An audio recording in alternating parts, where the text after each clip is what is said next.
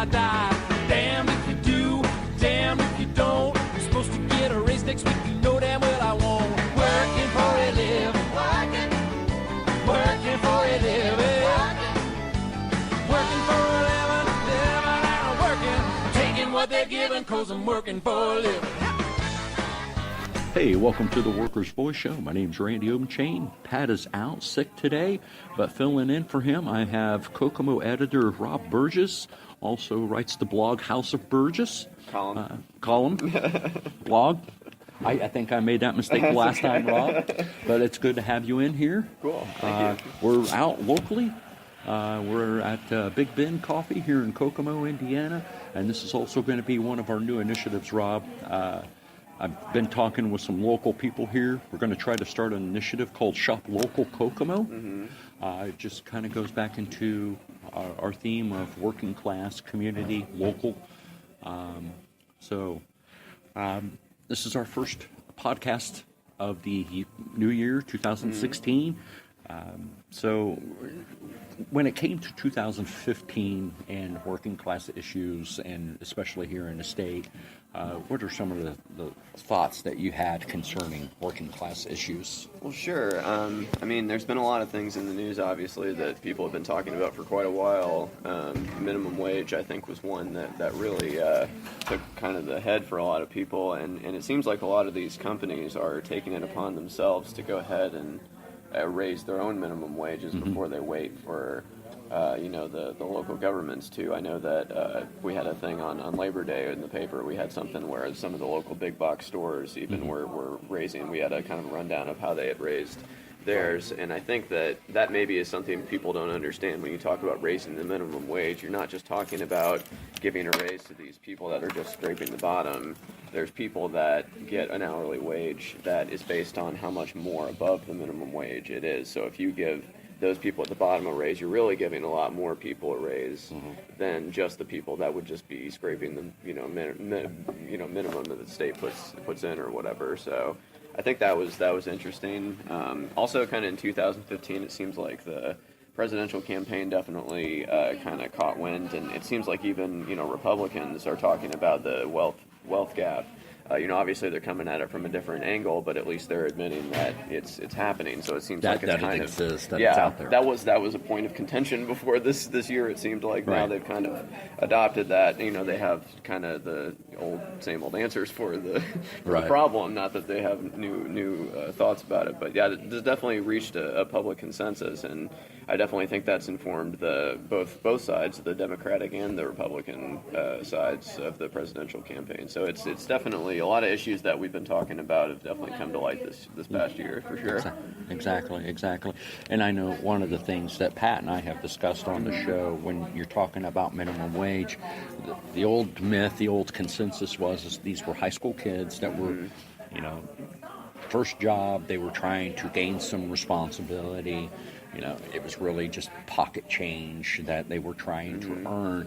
And studies are showing that the average age of the minimum wage worker is no longer the teenage kid like a lot of folks think it is. It's now folks that are in their late 20s, their 30s. Sure. Not a lot of times they have a college degree. And the reason they are working fast food or even retail management or these minimum wage jobs is because they've been saddled with an enormous amount of college debt through loans. And a lot of folks don't know that you have about 6 months to a year after you get your degree, and those payments start kicking in. Sure. And they're at an astronomical interest rate. Banks have the ability to lend money and to borrow money at a lower rate than college students do. Yeah. And I think that's another issue that needs to be addressed. But you have folks like Senator Elizabeth Warren from Massachusetts who's talking about these college rate loans, these college loan rates. You have Democratic presidential candidate Bernie Sanders talking about these things. But, it is interesting, like you had said, that both sides are now kind of talking about this income inequality. Granted, like you said before the show, they're coming at it from different angles and everything. But it is interesting to see that both sides are actually talking about Yeah, this I think now. that's a step in the right direction. And kind of going back to what you're talking about with student loan debt, I mean, if you think back to my parents' generation, I'm 32, and when my parents went to school, it was just I mean, if you look at the charts of how much college costs between now and when they were in school in the 70s, it's nowhere near. It was basically free then, and now you've got people that are, starting out. My wife and I are perfect examples of this. We both have, student loan debt that we're dealing with, and we're trying to start a family and get going in our lives. And it's like everyone tells you to go to college, and this is kind of where you end up at the end of it. And it seems like everybody I know is in the same boat. It's not like we're aberrations. This is kind of the norm now, and it just seems like we're crippling ourselves by saddling people that are just coming out of college with this much debt. And that worked fine as long as you have a thriving middle class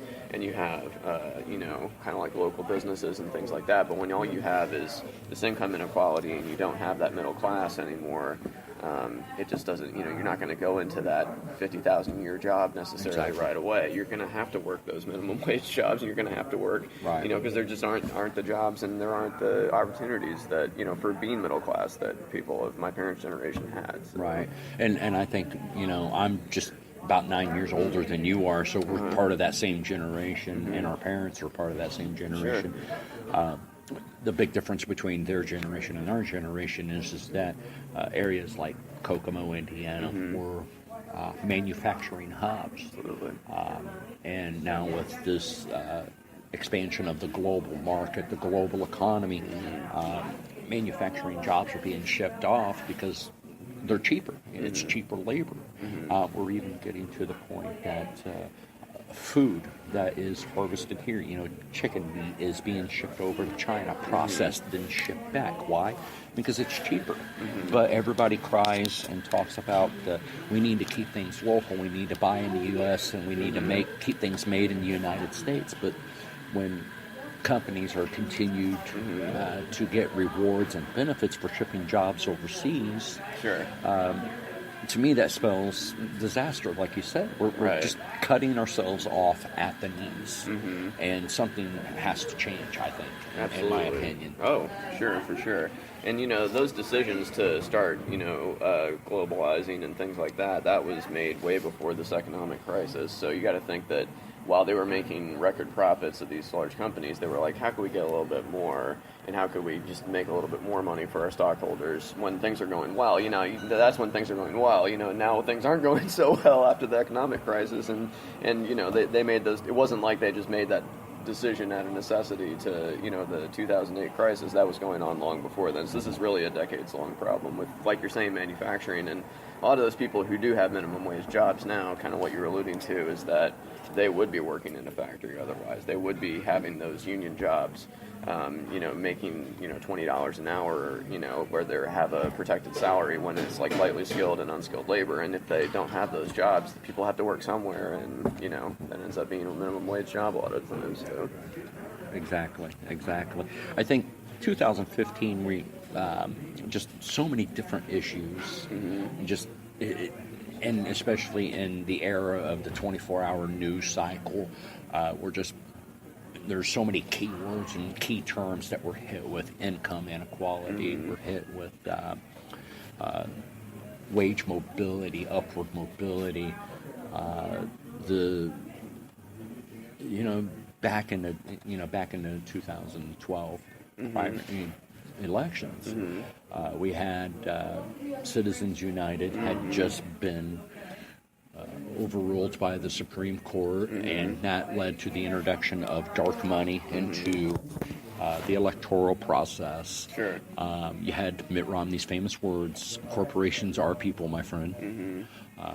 And now, 4 years later, we're seeing the influence that money has in the election process.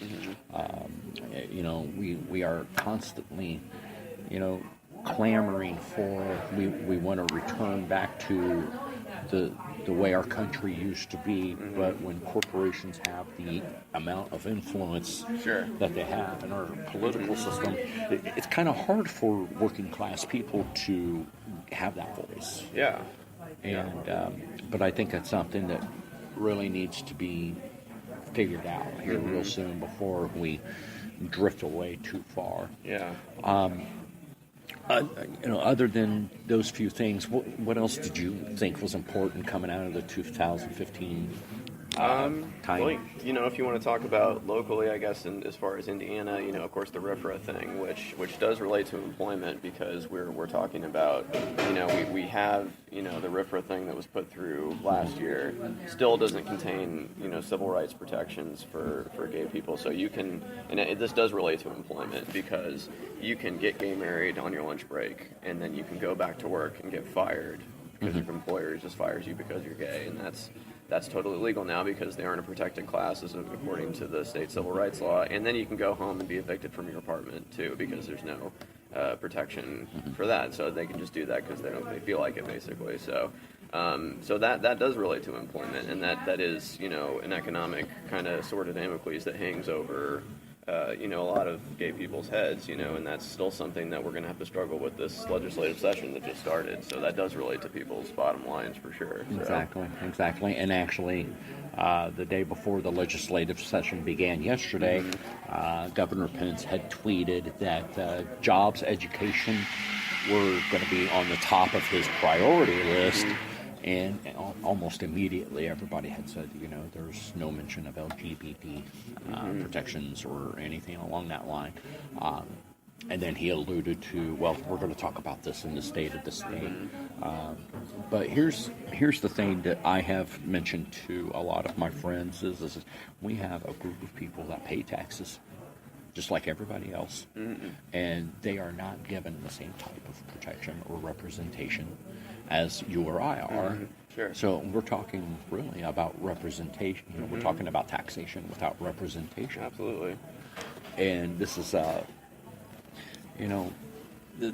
issue that I have with this is that when you start to discriminate against the rights of one group of people, it just opens the door and puts us as a community, as a state, as a country, on a very slippery slope. And there may not be any return from that. We look at how quick it took Nazi Germany to fall because of that slippery slope they put themselves on through the persecution of Jews. Not only in Germany, but through every other country they conquered. Right. But I think 2015 being behind us, there were some battles, there were some issues.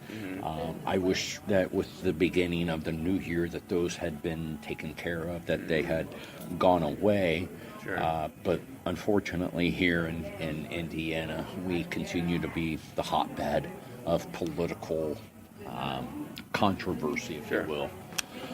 And it doesn't look like 2016 is going to be shaping up any better. No, I think it's going to be exactly the same. And So, yep, I agree. it unfortunately is. We need to take a real quick break, but this is the Worker's Voice. I am Radio Obenchain with guest host Rob Burgess. We'll be right back.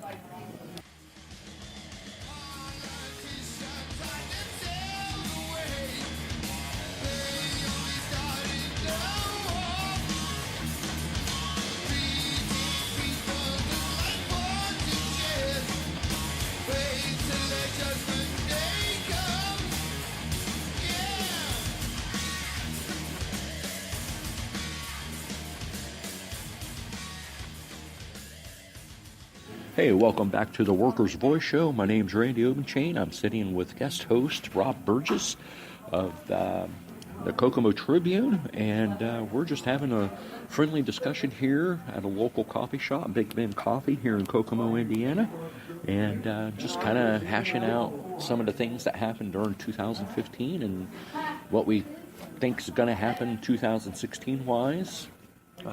We have quite a few elections coming up. We've got governor's race. Yep. We've got lots of state house races. Definitely. We've got U.S. House races. We've got, I think, a couple of... We don't think we have any U.S. Senate races to do. We may. Not this year, but I think in 2018. But we have quite a few races. Right.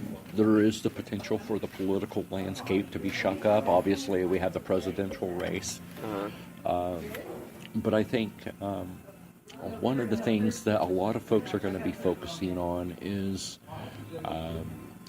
the political candidates out there. And I think one of the things they're really going to start looking at is how are people voting, and how is that affecting my paycheck? How is that affecting how well I can provide for my family? Right. I know that Governor Pence is, like I said in the last segment, he stated that jobs were going to be on the top of his agenda. But it's been almost 8-9 years now since there has been a raise to the minimum wage. It's obvious that that doesn't look like it's going to change anytime soon. No. Inflation continues to rise. The cost of products, goods, and services continues to rise, which forces a lot of folks to work 2 jobs, 3 jobs.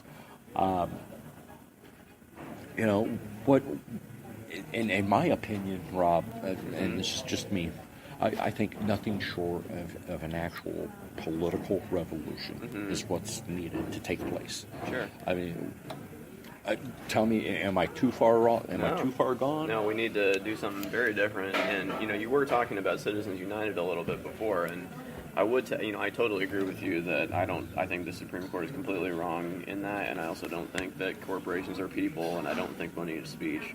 But if you do look at the campaigns in the presidential field that are doing the best, if it was just about money, if money was the only thing that mattered, Jeb Bush would be doing great.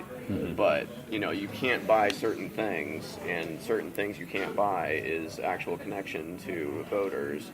And for whatever you want to say about, the Trump campaign or the Sanders campaign or whatever, they have tapped into very, grassroots, real feeling that people have that they're being, left out of the quote-unquote American dream, and there's not really any amount of money that you can spend sometimes to get, that connection. So I would take a little bit of heart in that. And also, if you looked at for example, this went badly for Eric Cantor, who was He was Senate leader, I believe. Okay, yeah. Anyway, he lost his primary in his own state, and he was heavily projected to win. He had way more money behind him, and he still couldn't buy that election. He just was totally assertive. It was by a Tea Party candidate. But basically, my point is that you can buy a lot of things, but there's certain things you can't buy with money. And I would take a little bit of heart from that because, for as different as like I said, the Sanders and Trump campaigns seem, they are kind of tapping into a similar dissatisfaction with the status quo, and that's the establishment. Exactly, and that's not something they necessarily paid people for. Exactly. Right. So. Exactly. And I think a lot of folks are just kind of fed up with establishment politics, regardless of whether you're liberal or conservative. I think a lot of folks are just saying, you know what, this country's heading in a bad place really quick. We need to start making some decisions that are going to help all of us, and not just a few of us. We all want good jobs. We all want to be able to have the ability to provide for our family. We want to keep taxes low. We want certain things. But I think a lot of folks are just, I have a friend of mine that's a conservative, and it's amazing at how many times he and I can sit down and have a nice, polite, political discussion. Because we both want the same thing, and maybe we have different ideas and different ways of getting there, but there's always that ability to just say, I don't necessarily agree with that stance right off of the bat. I can see your side, I can see your point, but, maybe, have you thought about this? Right. No, I didn't think about that. Well, have you thought about this? No, I didn't. Sure. But I think getting people just sit down, kind of like what you and I are, and just over a cup of coffee, over a Coke or whatever, sit down and say, you know what, we both want our country to be great. We both want our people to do well. We want to keep people, we want to keep people happy and productive. when I tell people that I'm a Democrat, or that I'm starting to actually lean more democratic socialist in my as I get older. Sure. But when I tell people, I don't want people on government assistance. That's not what the program was designed for. I would much rather have people working and earning a good living wage. Why?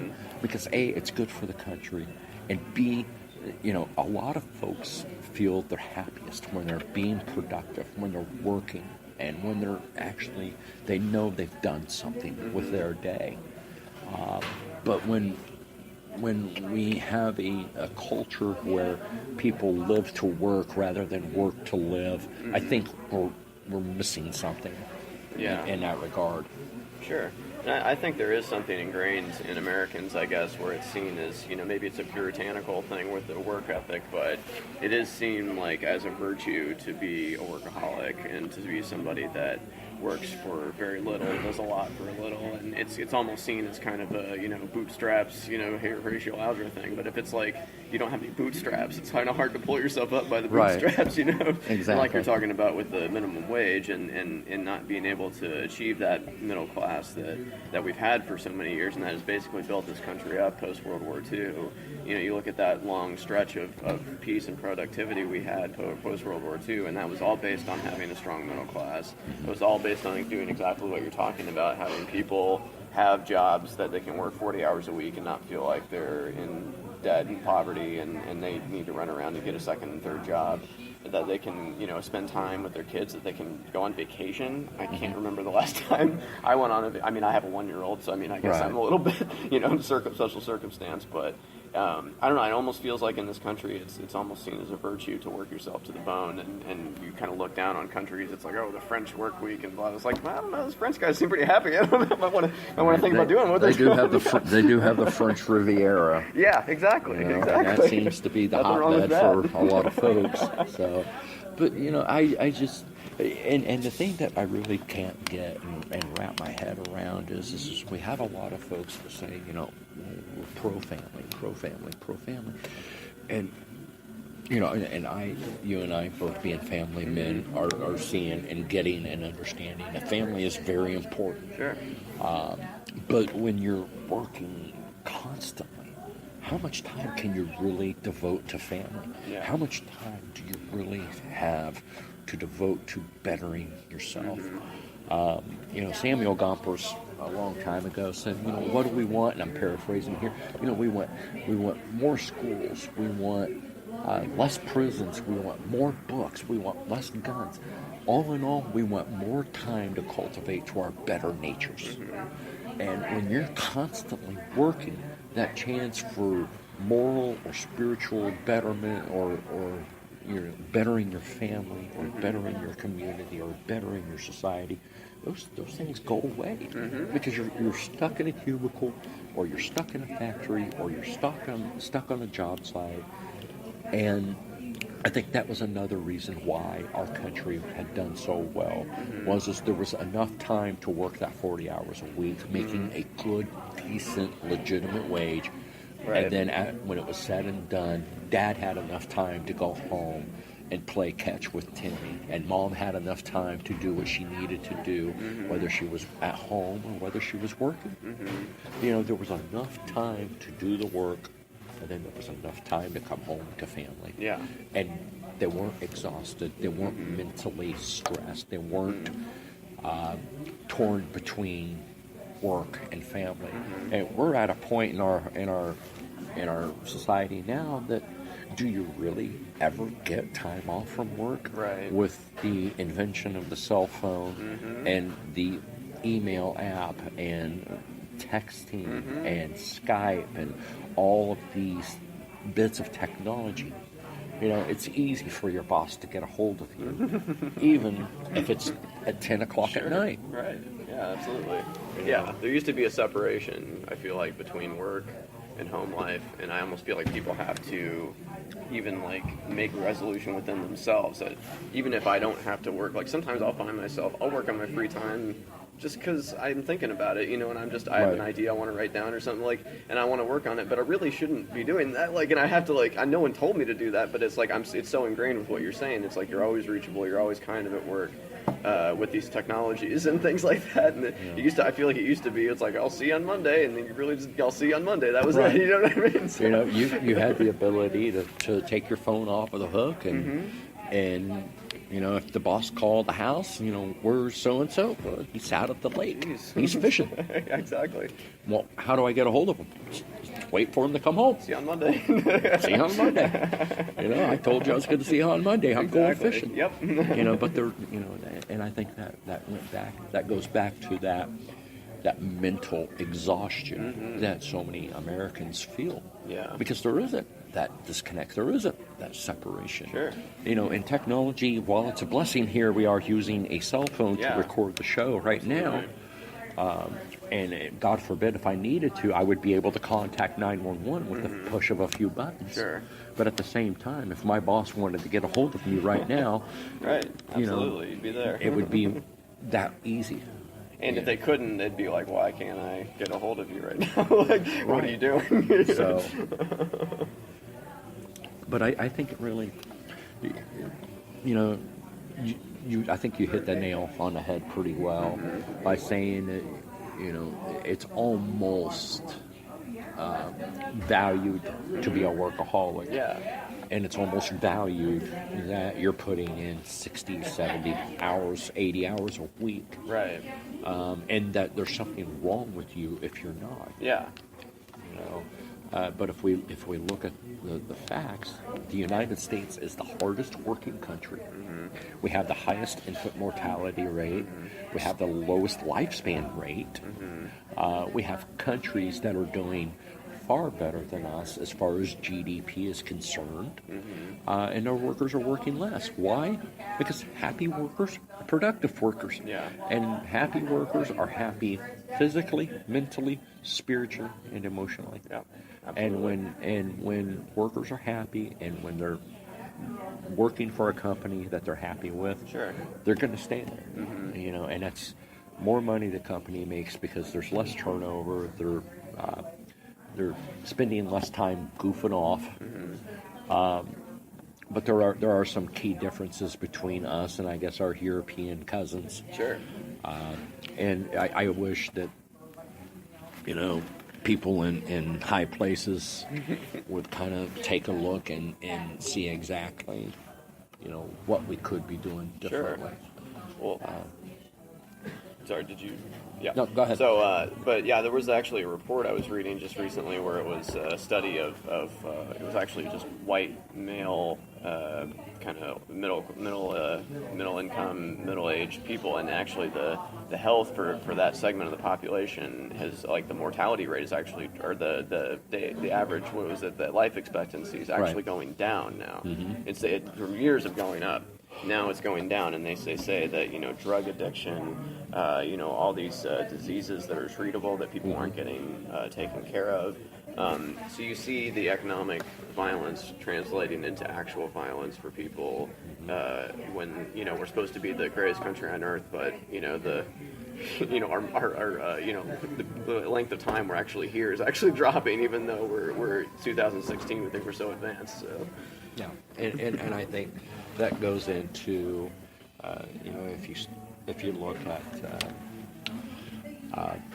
like what you were saying, drug addiction is rising, and it's not the crazy drugs that we're thinking. We're thinking prescription drug rates are rising because we're so overworked, hypertension, stress. That ability of I'm working 10, 12 hours, and as soon as I go home, I can't go to sleep.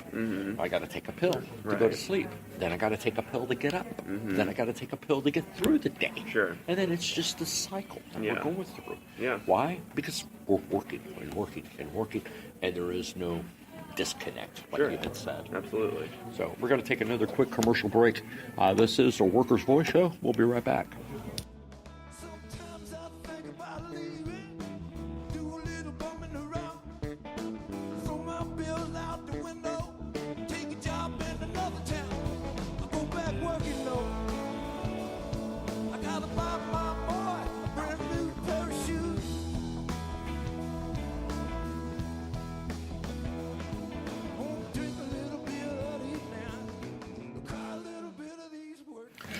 Hey, welcome back to the Workers' Voice Show. My name's Randy Obenchain, again sitting with guest host Rob Burgess. Just kind of shooting the bull a little bit, talking about 2015, our outlooks and thoughts and feelings on 2016 and just life in general. Since we're sitting here in a local coffee shop, you work downtown Kokomo, obviously. So when you're working, you obviously are kind of constrained when you have lunch break to, where do I eat? I'm hungry. I need something to eat, but I'm on a time constraint. I got to get somewhere quick. Right. We have, and since Kokomo has expanded its downtown and become a lot bigger and much more vibrant, I know I take into consideration if I'm going to go somewhere like today, we could have gone to Starbucks, could have gone to any big chain restaurant or whatever, but I like coming local. Yeah. How important is shopping locally for you as somebody that is in the journalism area? Right. I know you don't live here in town, but you work here. Yep.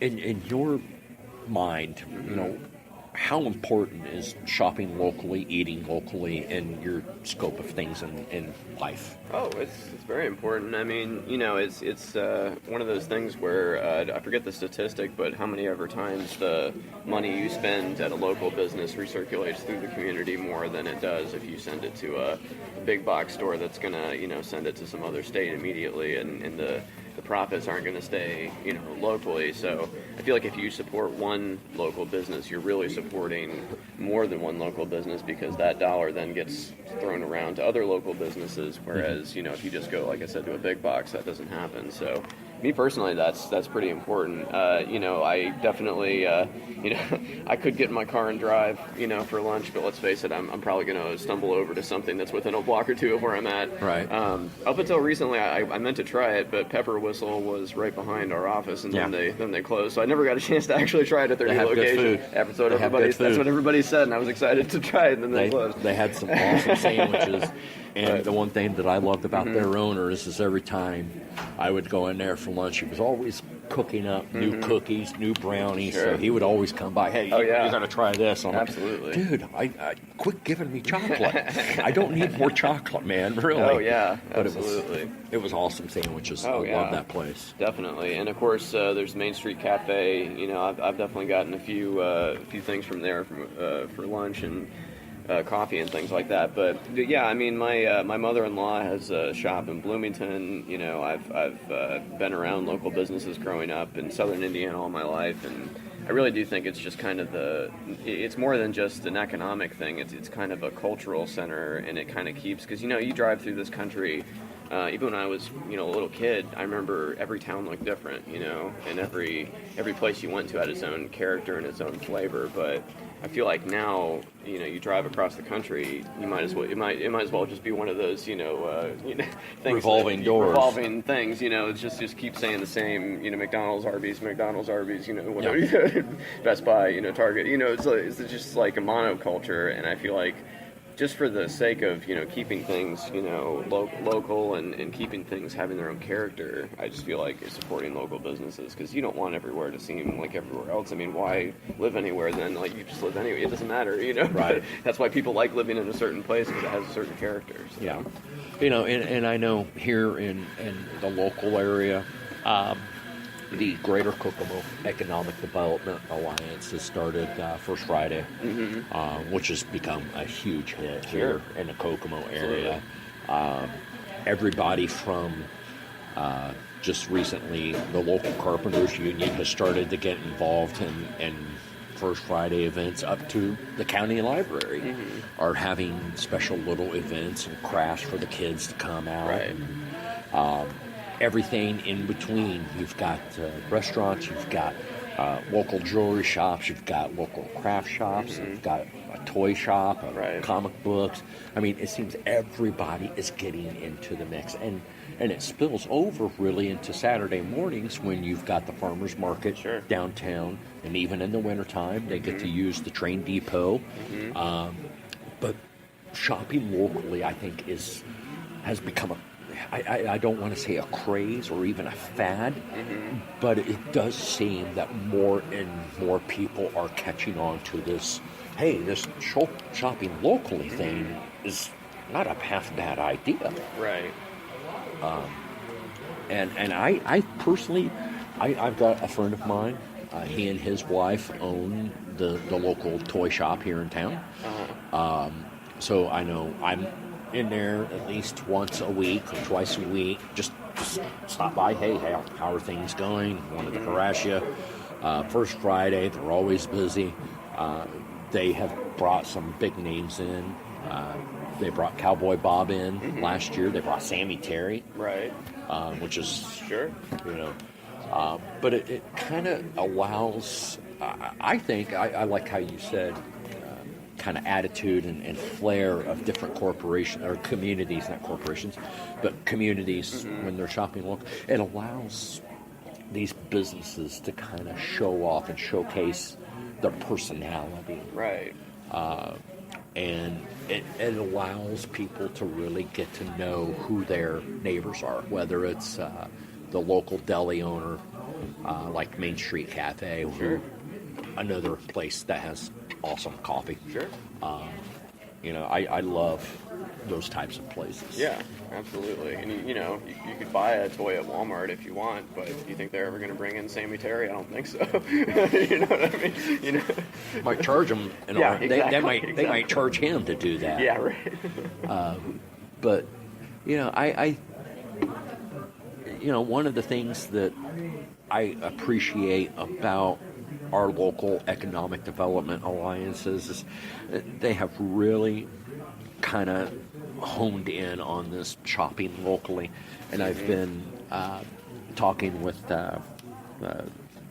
Jacada, President Susan Alexander, about getting an initiative of shopping locally started. It's still in its infancy stages, but I think this is something that we were talking about the blessings and curses of technology. Everybody hashtags. Everybody knows what a hashtag is. Even if you don't have a phone, even if you don't tweet, you know what a hashtag is. And I was telling her, I was like, wouldn't it be awesome if every time you went to a local shop that you could say, hey, I just picked up an awesome seasonal cup of coffee from Big Ben Coffee, hashtag shop local Kokomo. And it just seems like with the way technology is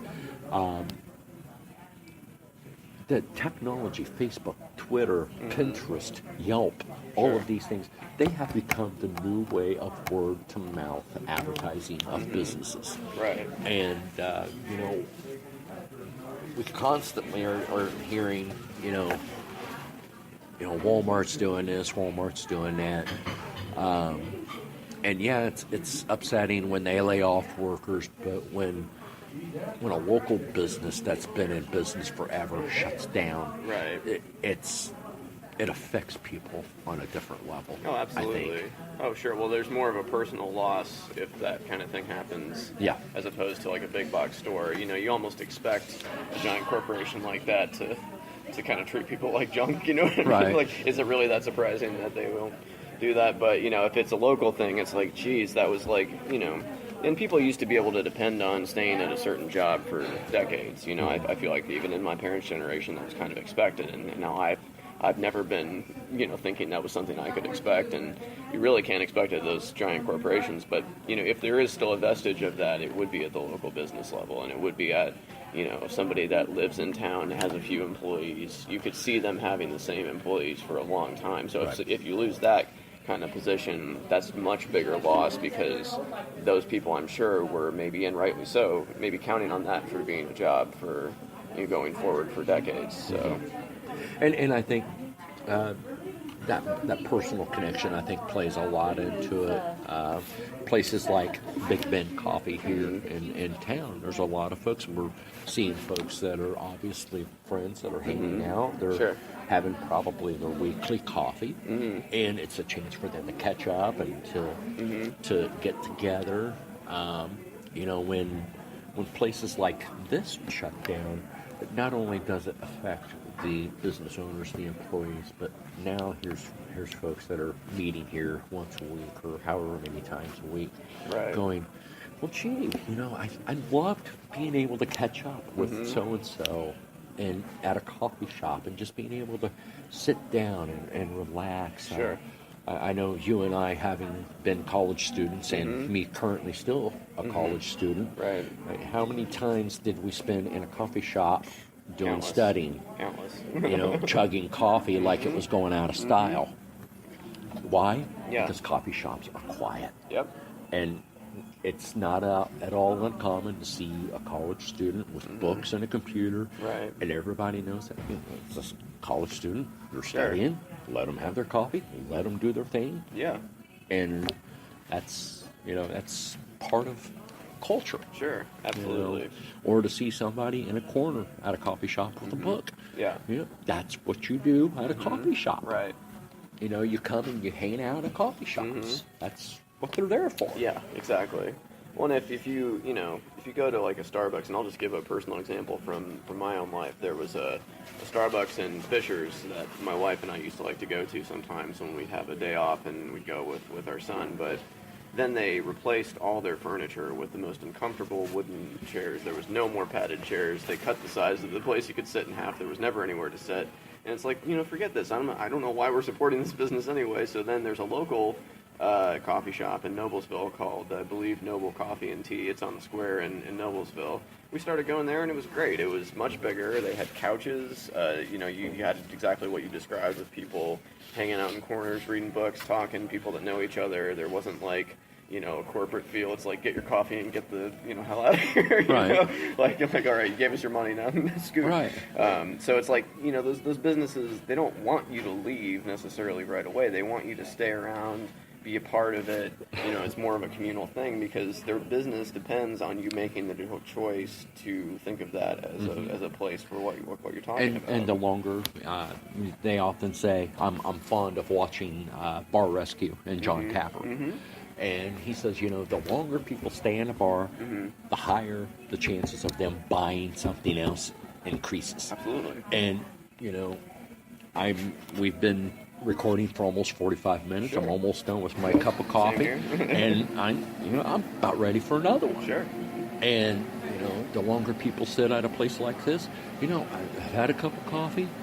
I saw that muffin when I was getting that cup of coffee. Oh, yeah. I think I'm going to go buy that muffin. Or my son saw that muffin and now he's screaming. Right. Now it's time to get that. Right. But, I think, local businesses still get it.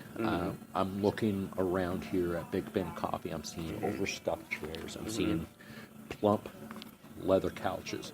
Do they have, we're sitting in a old style type fast food type booth, but we made that decision. Could we have sat in a corner in a couple of chairs? Absolutely. We had that choice. Sure. We had that option. And there's a bookshelf full of books here that you can just pull off and read. Right, Like, exactly. I don't think I've ever seen that at Starbucks. You know what I mean? Like, well, they do, but it costs you $20 right, first. exactly. Yeah, you got to buy the Oprah pick of the week or whatever. Right. But these are business owners that that make. They live and die by the dollar. Sure. And they live and die by the dollar that you and I spend. Yeah.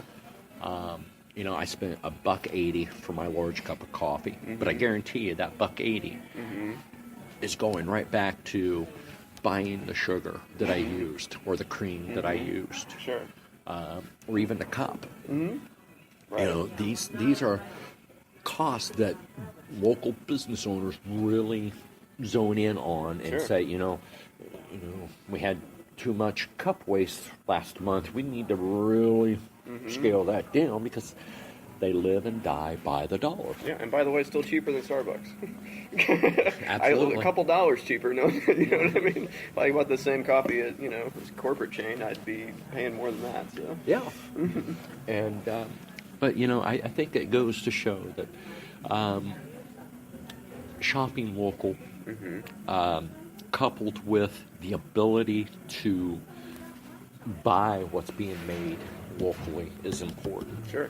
And I think we're getting ready for another commercial break, and that might be something we can talk about, the value of the dollar versus spending it locally. Yeah, so, absolutely. Well, we're going to take another quick commercial break. This is The Worker's Voice.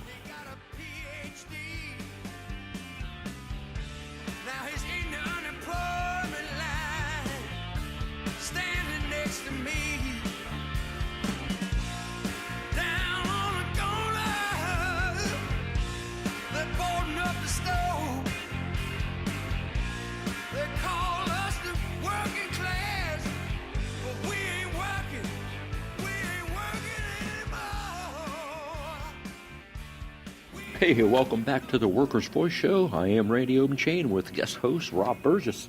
And I think this is our last segment, Rob, but we've talked about quite a bit. And actually, on our break, we were kind of talking about the cost of certain things in life, medication being one of them. But I think it really comes back to the ability to just buy what you can afford. And when wages are kept low and the cost of products, goods, and services keep going up and up and up and up, it puts people in a position to, do I get the medication do I need, or do I buy food? I often wonder, how in the world did we get to this point in our country? Right. Did I miss the train somewhere? Right. I'm just, it astounds me, quite honestly. Right. But I know I was talking about the asthma inhaler, how a simple asthma inhaler, which can be the difference between life and death for me, cost me almost $60 for almost maybe a 30-day supply. Right. Where when I could go to Canada and buy 3 of the same inhaler for the price of what I pay for one here in the United States. And my exact question was, tell me who's not making a buck off of me. Somebody's making a buck for sure. I think personally that tying health to profit is the original sin of that problem, because anytime you connect those two, you're going to have trouble down the road. And we were talking a little bit on the break about Martin Shkreli, the Turing Pharmaceuticals guy that had bought the toxoplasmosis drug that had been on the market since the 50s, and then raised it 5,000%.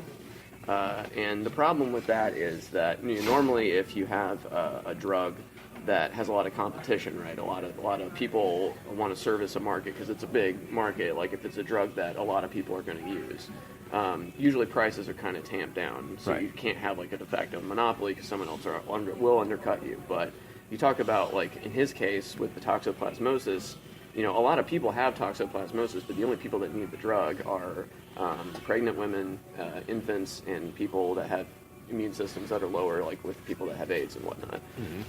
And that's not that big of a market, and there's not that many people trying to get that market. So if you have the only drug, even if it's generic, you do have a monopoly, and you can charge whatever you want. Right. And we have no controls in this country, as many other countries do, of prescription drug prices, and you get basically what we saw there with him raising a pill that had cost just a few dollars to you'd have to pay hundreds of $1,000s a year out of pocket just to treat it. So I mean, kind of come back to it, maybe it's a radical idea, but I just think that our country is totally backwards on this, and we do need, I believe, universal health care. I think anything less is an abomination, and I can't believe that people have to do what you're talking about, choose between feeding yourself and buying medicine, that's what kind of choice is that? I mean, you're just trying to stay alive. You know what I Right. mean? This is not extravagance. And I mean, if anything, look at me as, I'm tax revenue. Mm-hmm. Do you really want your tax revenue damaged? I can't work if I'm sick. You know what I mean? I can't Or make you dead. any money. Or dead. Yeah, I really can't make anybody money then. I mean, note to corporate America. Yeah. I pay taxes. Sure. My taxes help pay your corporate Yeah, reform. exactly. So, Yeah. if I'm dead, I can't pay taxes. Exactly. And I want to. Hey, I I like to kinda stay alive and keep working personally. I kind of but like this living thing. I'm a fan. Right. It's worked out so far. Right. But, I think, honestly, it comes back down to... But, On that happy note. right. But all in all, I think we're going to see some good things for the working class in 2016. The discussion's out there. People are connecting the dots on a mainstream scale like I've never seen. So I do think people can take some solace out of that. Is at least people are aware of these things that I felt like, and I'm sure you have in the past, like a voice in the wilderness, like the only person that's talking about it. But I feel like now everybody's kind of gotten the memo that something's afoot, and we just need to make that final step to actually overturn some of these things. So. I agree. But Rob, it was great having you. Thank you for your willingness to come in and fill problem. in today. Had a good time. We always love having you on. Great. Love. You can catch Rob in the Kokomo Tribune. If you want to put in a shameless plug, go ahead. Oh, absolutely. Well, my column comes out once a week, every Wednesday, on the opinion section of the paper, so look for that. I do a weekly question called Question Time. Just kind of ask a question, throw it out to readers and staff, and answer it myself. So that's something I do. I'm on the editorial board, so we do editorials with the opinion page as well. I just got a new website, thisburgess.com, THISBURGESS.com, and my Twitter handle is Robaburg, ROBABURG, for some, whatever you want to think of that. I don't want to make any promises, but that's where it is. We'll be sure to put the links up on our page. We're revamping our website this year as well, so we'll be sure to put links to your blog page, the Appreciate it. Tribune, Cool. all your contact info. Great. So, and I'm sure if you ever wanted to, we can even put your Tribune email on there Sure. if you want. Rob.Burgess@KokomoTribune.com. There it is. There you are. But hey, this has been the Worker's Voice, and we'll see you again. Have a good one.